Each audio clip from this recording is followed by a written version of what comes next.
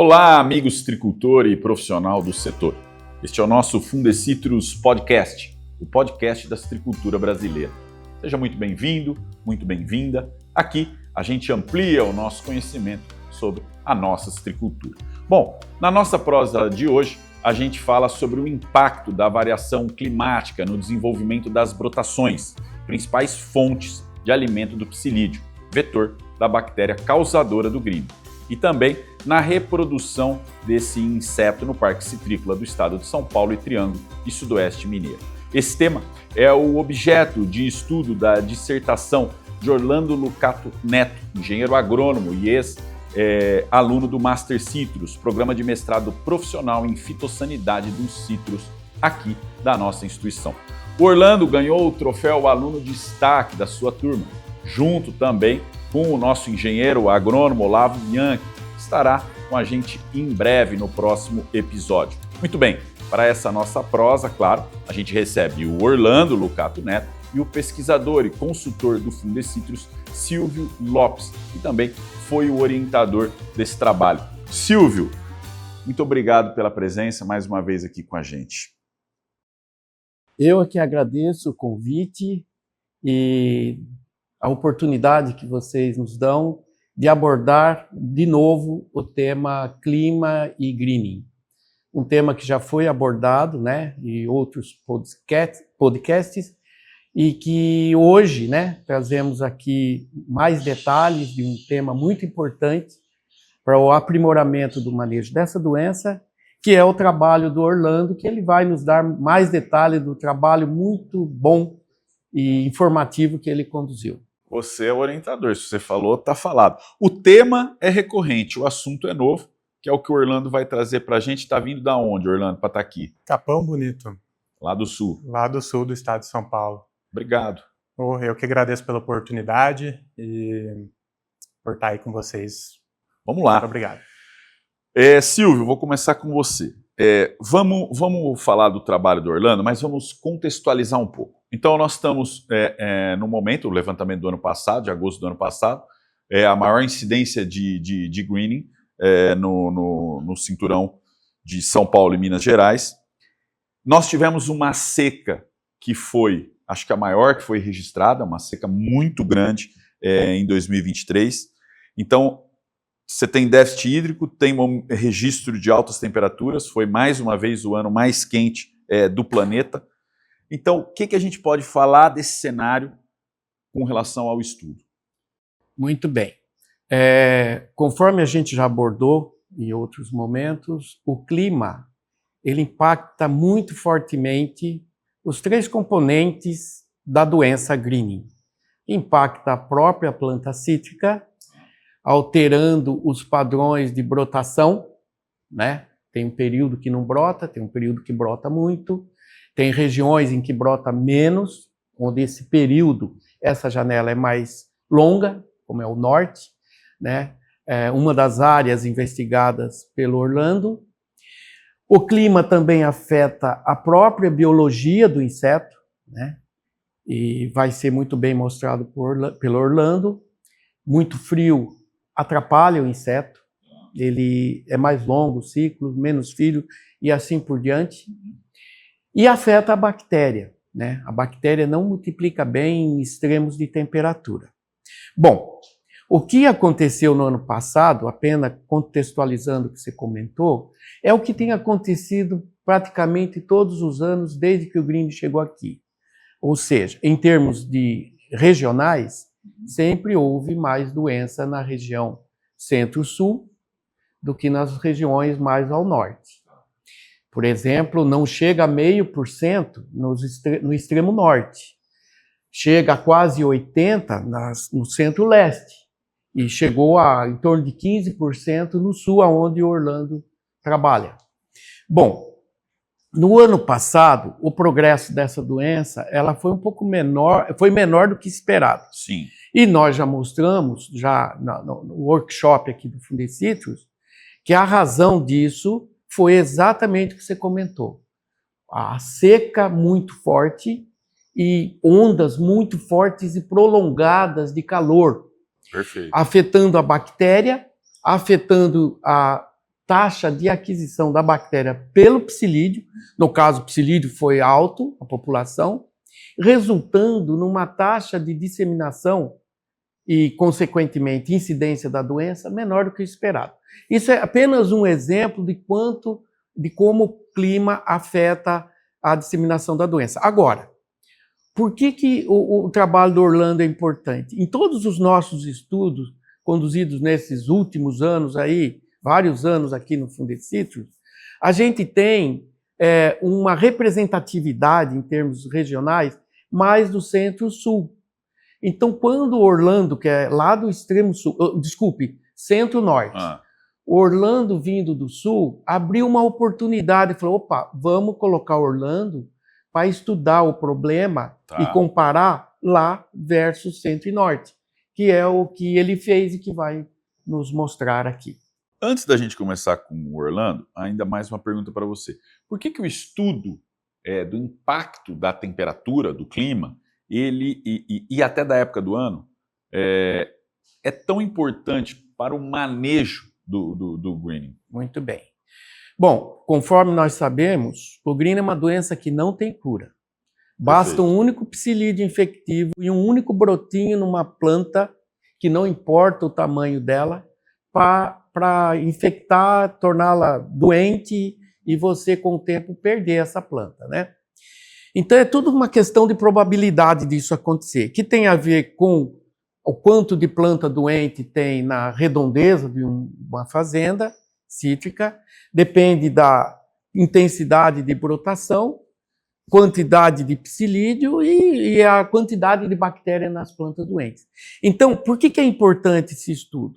Quanto mais a gente conhece essas interações, que não são simples, mais o produtor está munido de conhecimento para tomar a decisão de, por exemplo, pulverizar nesse ou naquele momento mais correto, né? Porque se ele sabe as condições favoráveis ou desfavoráveis para a infecção, para a disseminação da doença, ele pode usar melhor essa informação e agir com mais eficácia, certeza e eficácia. Tá, perfeito. Orlando, vamos lá. Vamos falar um pouco do objetivo do seu estudo. Quando você começou esse estudo, quais eram os objetivos, o que você queria demonstrar e de que forma que ele contribui no processo de entendimento justamente dos impactos do clima no greening. Perfeito. Então, o objetivo do estudo foi entender melhor por que, do ponto de vista climático, a gente tem essa alta incidência de greening no centro do cinturão citrícola e menores incidências no extremo norte e no extremo sul, né, do ponto de vista climático. Tá. Então, os três pilares aí do greening são as brotações, a bactéria e o psilídeo. Nesse estudo a gente escolheu estudar somente o psilídeo e a brotação. Então, como que essa brotação se comporta nesses três locais, extremo norte, centro e extremo sul. Tá. E como o psilídeo se comporta também nessas três regiões, como que a reprodução do psilídeo funciona nessas três regiões. Tendo um melhor entendimento disso, a gente fornece informações para o citricultor realizar melhor seu manejo. Então, antes de eu perguntar para você como se dá essa relação, né, em que regiões, que acho que é o que todo mundo quer saber, essa reprodução ela é mais fácil, né, a disseminação, por aí vai. Vamos saber o seguinte, vamos falar de metodologia. Que métodos foram utilizados, aí vamos falar um pouco do rigor científico, né, para monitorar o desenvolvimento de brotos e a própria emergência aí de psilídeos. Então eu queria que você falasse um pouco dessa metodologia. Perfeito. Então, para facilitar o estudo, a gente escolheu 3 locais estratégicos para realizar o estudo. Então, no extremo norte, para representar o extremo norte, a gente tem lá Frutal, no município de Frutal. Minas Gerais. Minas Gerais, tá. Isso. No centro, a gente escolheu Araraquara, justamente pela proximidade com o Fundecitrus, então o experimento ficou instalado na Uniara, alguns quilômetros aqui do Fundecitrus. E no sul, ele ficou instalado lá em Capão Bonito, onde eu trabalho. Tá. Então, A cada 21 dias, a gente pegava mudas sadias de valência enxertada em Citromelo swingum e levava para esses 3 locais. Levava para o norte, para o centro e para o sul. E essas plantas eram podadas no mesmo dia, no mesmo momento. Essa poda servia para quê? Para fazer com que as plantas emitissem brotações. Perfeito. Essas brotações foram as que foram estudadas. Então a gente semanalmente avaliava qual o estágio fenológico dessa brotação e a partir do momento que ela chegou no máximo tamanho dela, a gente media esse comprimento, certo? E dado essa parada de crescimento do broto, dividido pelo tanto de dias que ele demorou a chegar até o máximo tamanho dele, a gente tem, então, a taxa de crescimento. Perfeito. Então, a gente tem uma variável resposta, que é o tempo de maturação, ou seja, o dia em que, desde a poda até a maturação completa, quantos dias isso demorou? Esse é o nosso tempo de maturação. Perfeito. A taxa de crescimento, quantos milímetros esse broto cresce por dia? Essa é a nossa outra variável resposta com relação aos brotos. E com relação ao psilídeo, a gente pegava também psilídeos aqui do Fundecitrus e levava para esses 3 locais. Sempre o mesmo lote de mudas e sempre o mesmo lote de psilídeos. A hora que esse broto alcançava o estágio fenológico ótimo, né, para o psilídeo, que é o V2, só vamos abrir um parênteses aqui. É importante. Né? São 6, né? São 6 estágios fenológicos. Né? Então, do V1, assim que a geminha está inchando, é o V1. Cresceu um pouquinho, V2. O V3 está em franca expansão. O V4 ele já está freando essa expansão e começando a amadurecer. O V5 ele já está amadurecendo. E o V5 é onde ele para de crescer. E o V6 é onde ele está completamente maduro. E ele prefere o V2. E ele prefere o V2. De V1 a V3 é o ideal para ele, né? Para se alimentar e para se reproduzir. E quando ele chegava em V2, em todos os locais, a gente colocava 2 casais de psilídeo por uma semana para que eles se reproduzissem, exatamente. Tá. Após uma semana, a gente retirava esses psilídeos pais e a gente avaliando semanalmente também quantos psilídeos filhos foram resultado desse cruzamento. Então deixa eu ver se eu entendi no arremate aqui. Basicamente tem 2 linhas de estudo aí. O quanto de brotação a partir do estímulo com a poda essa planta vai ter e que tamanho ela chega em 3 regiões diferentes, que tem características de temperatura diferentes, isso é uma coisa. Exatamente. E a outra é, nessas 3 regiões, o quanto esses psilídeos se reproduzem, ou seja, o quanto o broto, nessas características de temperatura, interferem no resultado da reprodução. Exatamente. Então... Tá. E quantas vezes ao longo do ano? Você falava no intervalo de 21 dias. Fez isso em quantas épocas do ano? De julho de 2022 até outubro de 2023. 1 ano e 2, 3 meses aí. Exatamente. A ciência tem seu tempo. Foi o que permitiu pelo curto período do mestrado de 2 anos, né? A ciência tem seu tempo. Ô Silvio, me diga uma coisa. A gente sabe que a época do ano impacta a multiplicação. E isso ocorre por causa da temperatura? Existe uma correlação? Olha, sim, temperatura, chuva, déficit hídrico, o período em que as plantas se tornam mais vulneráveis, propensas a serem infectadas, ela é o resultado daquela combinação que nós falamos. Tá. População de psilídeo, quanto maior a chance dela levar a bactéria da planta doente para sadia. Perfeito. A quantidade de plantas doentes no entorno da propriedade, ou até mesmo da propriedade, é outro fator que impacta, né? E a própria quantidade de brotação que tem nas plantas, resultado de poda, resultado de irrigação, de chuvas e tudo mais. Então, existem períodos do ano em que essas 3 situações se coincidem. Por exemplo, o Marcelo Miranda, nosso entomologista, já mostrou, o próprio sistema de alerta já mostrou, que o segundo semestre, quando a planta vem as chuvas e as plantas brotam muito, setembro, outubro, às vezes julho, varia um pouco o ano, dependendo do ano, vem uma quantidade enorme de brotação que é quando é muito mais favorável para o inseto se reproduzir. Nesse período, as temperaturas também se elevam, mas por um momento elas ficam favoráveis à reprodução do inseto, que é o que Orlando vai comentar para nós. Tá. Se elevam em relação ao inverno, mas relação não o suficiente para atrapalhar, ficam favoráveis.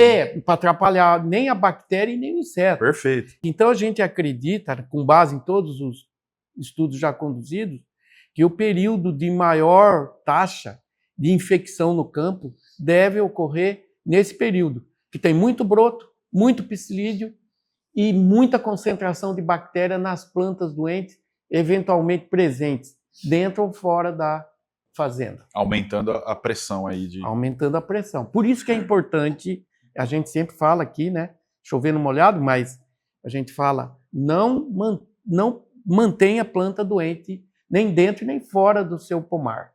A gente calcula aí um raio de 5 km. Claro. Controle bem o psilídeo, ou seja, pulverize o seu pomar, né, principalmente na época de brotações, de tal forma que você impeça que o psilídeo, ao chegar, ele vai sugar e vai... Porque a pulverização ela tem que ser feita para proteger as brotações. Perfeito. Aquela ideia que a gente sempre teve, vou pulverizar para matar o psilídeo, não é por aí. Trata-se de uma doença sem cura. Isso é muito importante. É importante, é questão de conceito, de paradigma. Não se pulveriza para matar o inseto. Para proteger. É lógico que você vai matar um inseto, mas você está pulverizando para proteger seu pomar sadio. Porque uma vez infectado, não tem mais jeito. Mas conceitualmente muda tudo. Muda tudo. Claro. Orlando, então vamos falar agora dos resultados. Como é que a temperatura em Capão Bonito no sul, em Araraquara no centro, e em Frutal no norte do cinturão, a temperatura influencia as brotações e a reprodução dos psilídeos? Onde aconteceram mais, onde aconteceram menos? Como é que é esse resultado? Perfeito. O que você notou? Então, conforme é observado historicamente, em Capão Bonito a gente teve mais frio durante o período do estudo.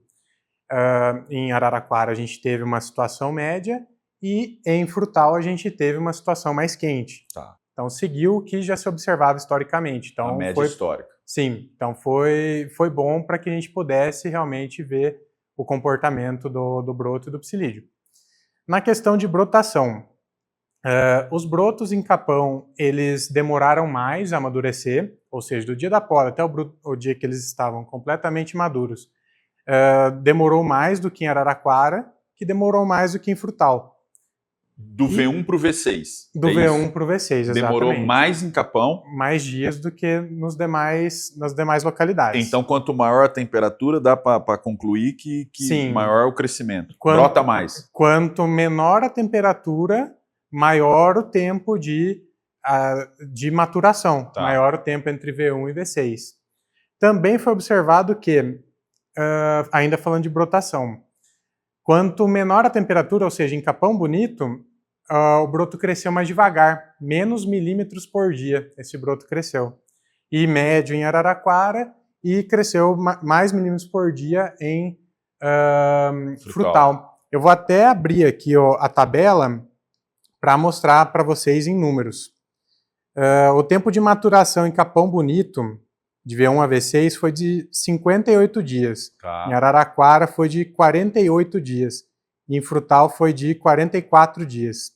Então, 44 em Frutal? 44 em Frutal, 48 em Araraquara e 58 em Capão Bonito. 44 e 58 são os máximos, os extremos aí. Exatamente. A diferença de 14 dias. Sim. Ela chega a V6 2 semanas antes.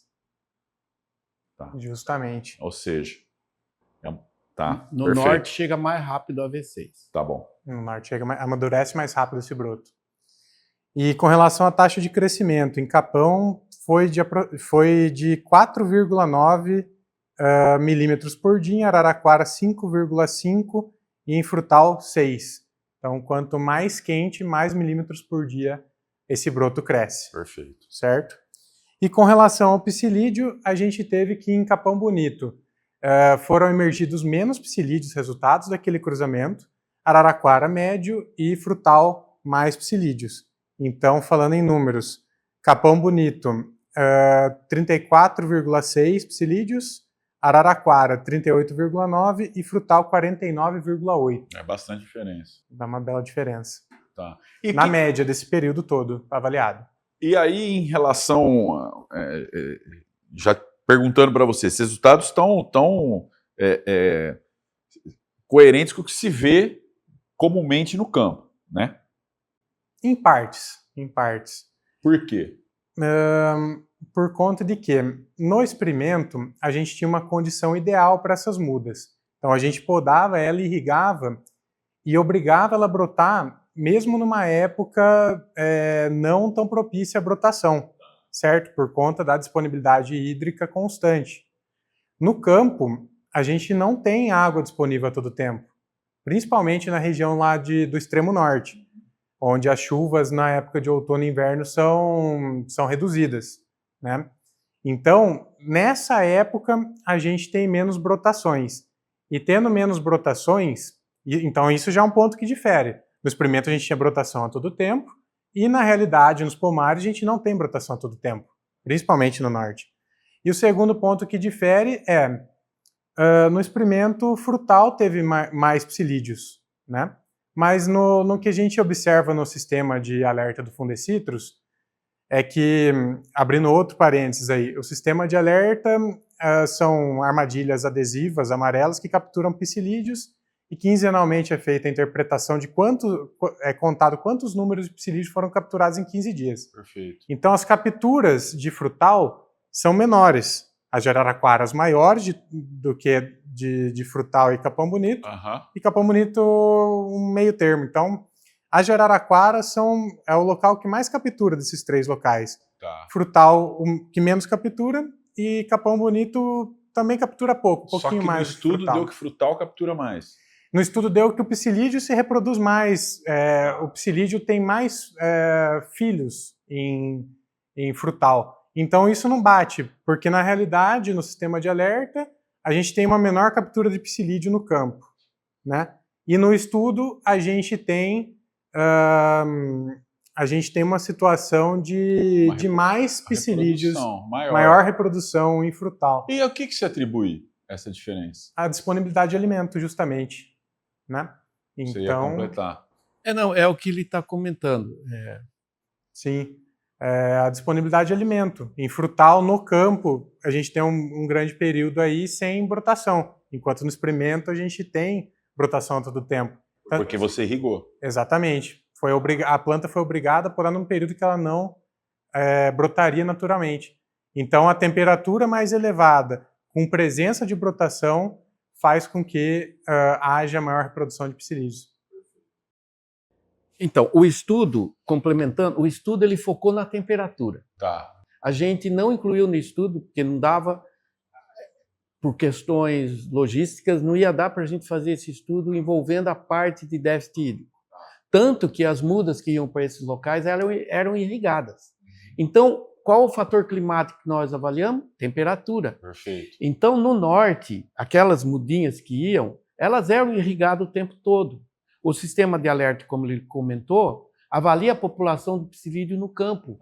Só que no campo, muitas vezes falta água. Perfeito. As plantas ficam todas ressecadas por falta d'água, menos psilídeo. Só que no nosso estudo, a temperatura do norte é favorável ao inseto. Muito favorável.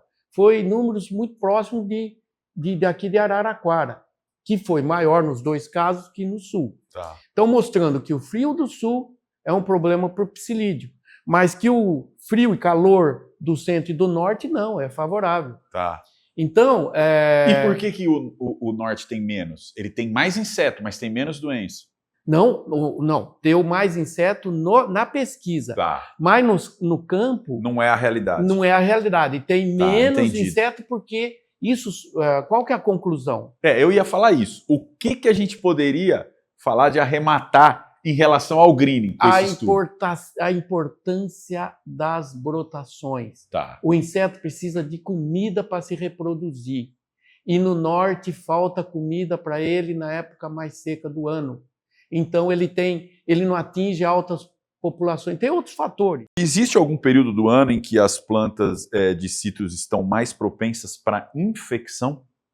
Então, foi a que a gente comentou. Como a infecção, a taxa de infecção, a porcentagem de plantas ficando infectadas, se tornando infectadas, ela depende da quantidade de broto, da quantidade de psilídeo e da concentração da bactéria nas plantas doentes. A gente acredita que o segundo semestre, antes de chegar aquele calorão, é o período mais favorável. Mas tem um ponto que eu gostaria de também, que nós já temos os resultados, mas precisamos entender um pouco melhor, é assim, olha que interessante. Quando o psilídeo com a bactéria no seu corpo chega num broto, que seja no estágio que ele comentou, favorável à inoculação ou à reprodução, que é o mesmo, porque veja, se esse inseto chegar numa folha madura, não vai haver infecção. Ou muito pouco, 1%. Raramente. Raramente. Mas se ele suga um broto V2, tanto ele reproduz melhor nesse broto V2, V3, Como transmite. Como também transmite, porque tem a ver com a alimentação dele, né? Agora, tem um ponto interessantíssimo aí, né? Abaixo de vou dizer aqui, 18, 15 graus, ou acima de 33 graus, a bactéria morre no ponto de inoculação. É lógico que isso aí é quantitativo. Quanto maior o número de horas baixas ou horas altas em que a planta está exposta, né? Quanto maior esse número de horas, muito frio ou muito calor, menor a chance da bactéria, dela sobreviver quando o inseto suga aquele broto. Tá. O broto está perfeito para inoculação, mas a temperatura do ar vai matar a bactéria. E o oposto é verdadeiro. Quanto maior o número de horas entre mais ou menos 22 e 26 e 28 graus no dia, mais tempo a bactéria tem para sobreviver. Então, agora voltando à sua pergunta, qual que é o período do ano em que você tem um número maior de horas entre 22 e 28 graus, ou os extremos, que vai favorecer ou não a infecção? E mais ainda, com chuva para ter o broto, além do que? Aí na quantidade de broto. Vai ser lá em agosto, setembro, outubro. Exatamente. Então, esse período, você vê como é a natureza.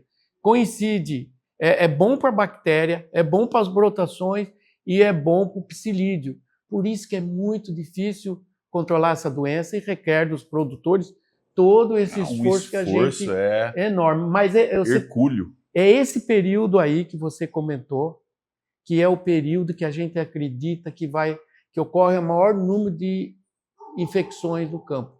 E que, é lógico, vai mudar mais ou menos essa janela favorável, ela é maior no centro e vai diminuindo à medida que você vai no sul, com o frio afetando o inseto, e vai diminuindo no extremo norte, com o calor afetando as brotações, a seca também afetando as brotações, e a multiplicação da bactéria na planta doente. Tá.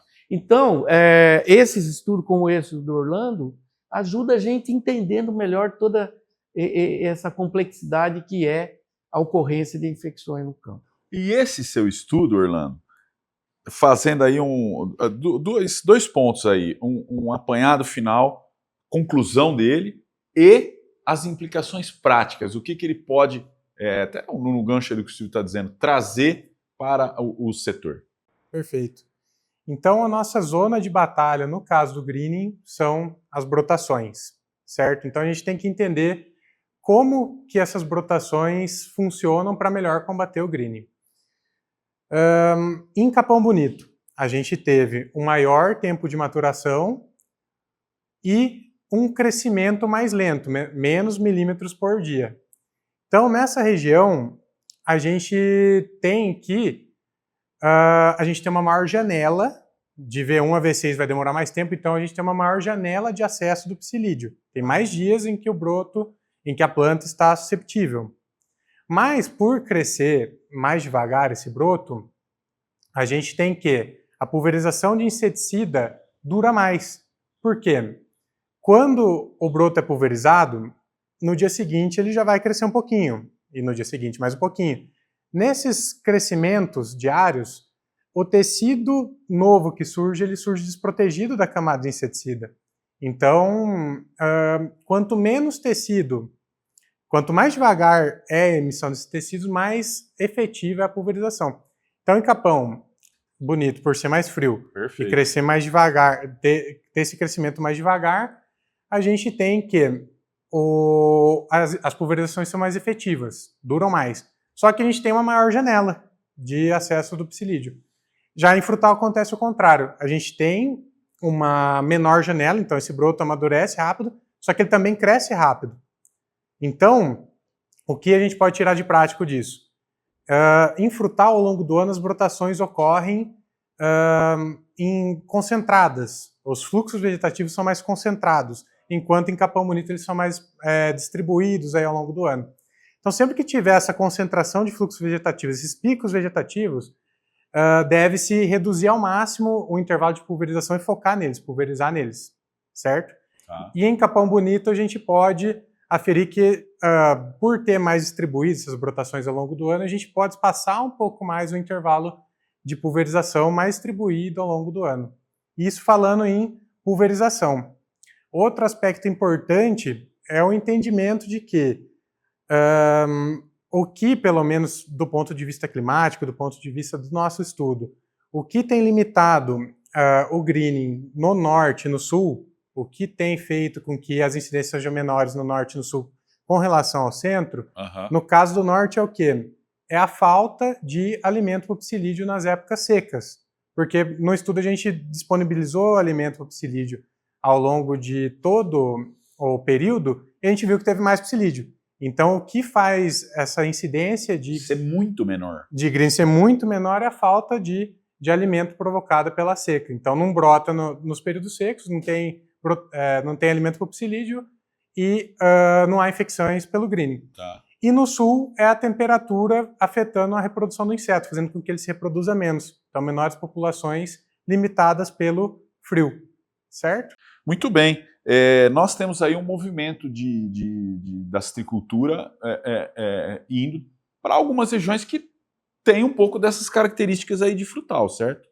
Que recado pode ser dado para esses citricultores? O pessoal tem migrado, né, mais para Minas, para Mato Grosso, e as condições são parecidas com as de frutal, tá, né? Quente e seco. Então, acredito que focar nos picos de vegetação, as pulverizações, é essencial, independente se a gente tem baixa incidência ou ainda não foram identificadas plantas com greening na propriedade. É fundamental seguir com rigor os manejos preconizados, de comprar muda sadia, de viveiros certificados, fazer as pulverizações rigorosamente com as melhores moléculas que não apresentam resistência segundo os estudos aí do Fundecitrus. Então, é fundamental, apesar de ter baixa incidência, não podemos descuidar. É muito dinâmica essa questão do greening, Sim. Apesar de a gente saber que lá não tem a brotação disponível a todo tempo, que tem menos psilídeo, mas a gente não pode abaixar a guarda. A gente tem que manter com rigor o manejo para que... seja sempre assim. Exatamente. Ou de baixíssimas, ou de até livres, né, regiões livres da doença, né? Silvio, vamos para as suas considerações finais. Eu quero saber de você se esse trabalho, quais são os desdobramentos dele para outras pesquisas e realmente um apanhado final. Bom, esse trabalho que o Orlando conduziu, ele foi muito importante para a gente preencher algumas lacunas do conhecimento que a gente tinha. Tá. Vamos lá, rapidamente e resumidamente. Por que a incidência no norte é baixa, sempre foi baixa? Ele comentou sobre o psilídeo. Então, nós temos o calor e seca de lá, afetando os dois componentes dos três que nós falávamos. Menos broto, menos comida para o inseto, menos inseto.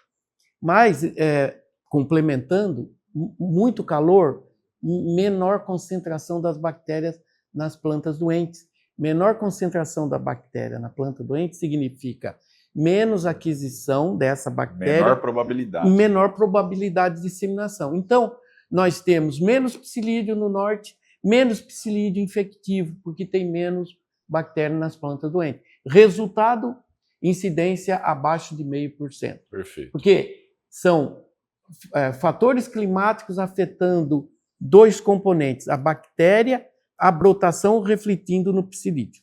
Sul, aonde a incidência chegou a 15%.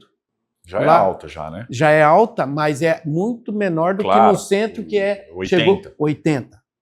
Então, no sul, nós temos um fator climático, que é o frio, afetando um componente dos 3, que é a reprodução do psilídeo.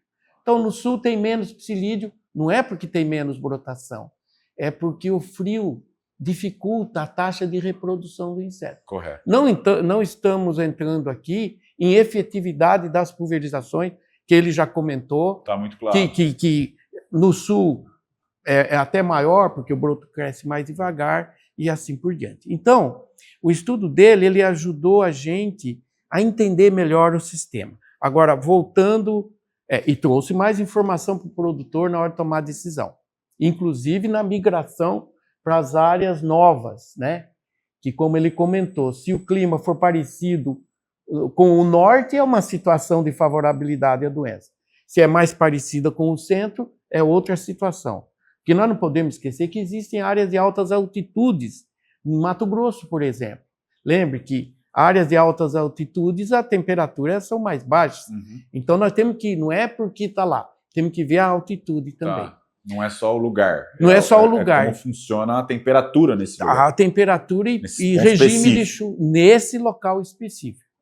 Tá. Agora, voltando ao que é essa pesquisa, o que mais a gente pode seguir, né, para entender melhor e aprimorando o manejo da doença cada vez mais. Nós falamos muito aqui de déficit hídrico, que não foi objeto da pesquisa dele, porque a gente está preocupado com a temperatura, norte, centro e sul. Então, esse é um estudo que agora com o CPA, Centro de Pesquisas Aplicadas, que o Fundecitrus, a Exalc, financiados por FAPESP e Fundecitrus, que está agregando, já agregou uma quantidade muito grande de pesquisadores nas diferentes áreas do conhecimento, esse CPA permite, e já está permitindo, que essas pesquisas nessa linha do clima avancem. E um dos pontos que tivemos reunião semana passada, que será fruto de teses de mestrado, doutorado dos alunos, é exatamente o déficit hídrico, que nós vamos entender melhor. Por exemplo, se eu podo uma planta com muito déficit hídrico, ela vai brotar? Não sei. Sabemos que não, depende do quanto ela está sofrendo por falta de água, falta de chuva. Tá. Então, não é que podou brota. Agora, qual que é esse, em termos quantitativos? Quanto de umidade no solo? Uhum. Não sabemos. Então, já temos alguns resultados. Vai sofisticando, né? Vai sofisticando, a gente vai esmiuçando, estudando em mais detalhe cada aspecto para que a gente tenha um entendimento melhor do todo. Esse é um ponto, por exemplo, que nós vamos investigar. Um outro, por exemplo, a gente comentou aqui que a bactéria morre se tiver muito frio, muito calor, né? E se tiver o 24, 26... Na média... ela sobrevive e causa doença. Tá. Agora vem uma pergunta. Quanto tempo em cada temperatura é suficiente para que a bactéria morra ou sobreviva no ponto de inoculação? Você vê, são detalhes que quando a gente tiver essa informação, a gente tem como calcular isso no parque citrícola e montando um sistema até de previsão de risco de infecção. Então, esse é o sonho nosso, juntar toda essa informação para falar com mais assertividade ao produtor, com base no clima nos últimos 10, 15 dias, como é que está a chance de infecção hoje, né? Com base no clima atual e passado. Então, em resumo, é isso. A ciência nunca para, A gente nunca tem a pretensão de conhecer tudo, mas nós temos a certeza que sem conhecimento nós não vamos vencer a guerra contra o greening. O conhecimento é a palavra-chave aí, e o trabalho do Orlando veio jogar mais luz para esse combate difícil, mas que está sendo enfrentado aí com alguma eficiência, e a gente consegue, né, o Parque Citrícola de São Paulo consegue manter a sua competitividade, apesar da presença do greening. Muito obrigado. Muito bem, recado dado por todos. Eu quero agradecer muito a presença do pesquisador e consultor do Fundecitrus, Silvio Lopes, e também do engenheiro agrônomo Orlando Lucato Neto. Obrigado. Muito obrigado. E eu lembro que você pode consultar esse artigo, tema do nosso podcast, na revista Master Citrus. Nessa publicação digital, você encontra também outros resultados de pesquisa. Você confere na tela essa linda revista digital. Para acessá-la, basta apontar o seu celular para o QR Code. Hoje ficamos por aqui. Eu lembro você que acompanha o nosso podcast também pelas plataformas de áudio. É só buscar por Fundecitrus Podcast. Curta e compartilhe sempre. Aqui pelo YouTube você pode se inscrever no canal, clicar no sininho para receber uma notificação sempre que um novo vídeo for postado aqui no canal. O mesmo vale para as plataformas de áudio. Acompanhe também as nossas redes sociais para ficar sempre muito bem informado sobre a nossa citricultura. A gente se vê. Até mais!